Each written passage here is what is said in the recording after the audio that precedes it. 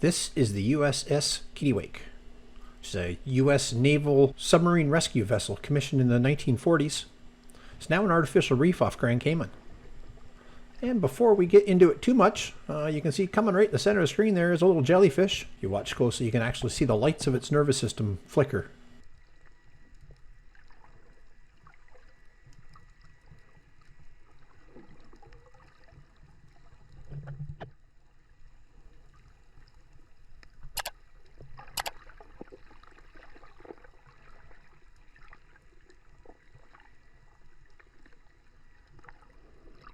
So the USS Kittiwake was commissioned in 1945, and it served right up into 1994, so giving it almost a 50-year operational life, which for the Navy, that's a pretty long time.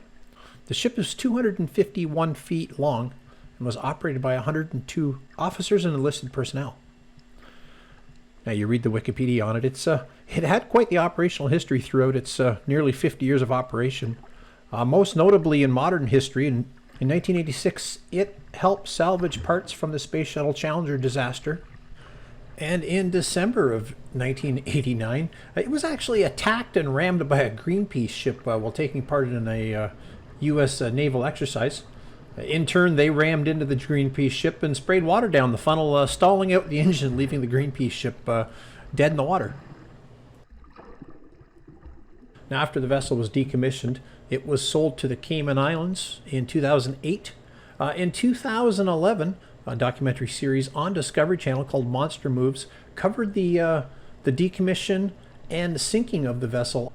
And since then, it's one of the most popular snorkeling and dive sites in the Cayman Islands. Initially, the Kittiwake sat about 15 feet below the water surface, and its deepest around 65 feet. However, a storm in 2017 pushed it farther out into sea and rolled it onto its side up against this natural reef, putting it about 20 feet deeper underwater. So we did this snorkeling excursion as part of our Panama Canal cruise. And for safety reasons, the tour company actually moors farther offshore than where the wreck is. And you have to swim about 100 yards up to the wreck. This is done because there is a lot of outflow current in the area. So the idea was that, as the current pulled you out to sea, it was actually pulling you back closer to the tour ship, which made a lot of sense. It did mean getting up to the boat was a little bit of work because every few feet you swam forward, you lost about half that distance going back out to sea. And that's why a lot of the video shows just the one side of the ship, because it was a lot of work to get up around the other side. And they really didn't want us swimming east and west to either end of the ship either. They kind of wanted us to stay over the middle, just to keep everybody in one place and safe.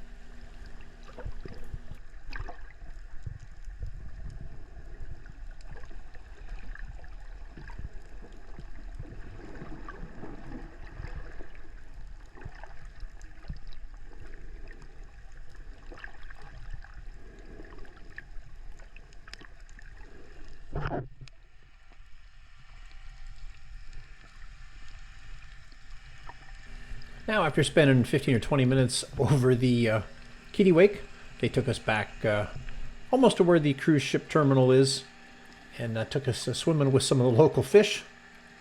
As you can see, there is a lot of fish here, and they called these things Cayman piranha because they will nibble and bite your fingers if you put them out in front of them. So, mental note: keep your hands to yourself.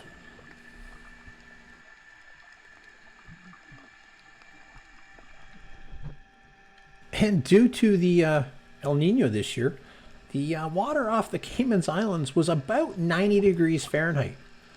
So needless to say, it was like jumping in a bathtub when we jumped off the back of the ship right here close to shore. I will say it was an amazing experience. If you're ever in the Caribbean or around the Caymans and you get a chance to go snorkeling, I highly recommend you do it. I hope you enjoyed the video. Please give it a like. Don't forget to subscribe to the channel. Got a lot more stuff coming from our Panama Canal cruise and our trip to Kennedy Space Center afterwards.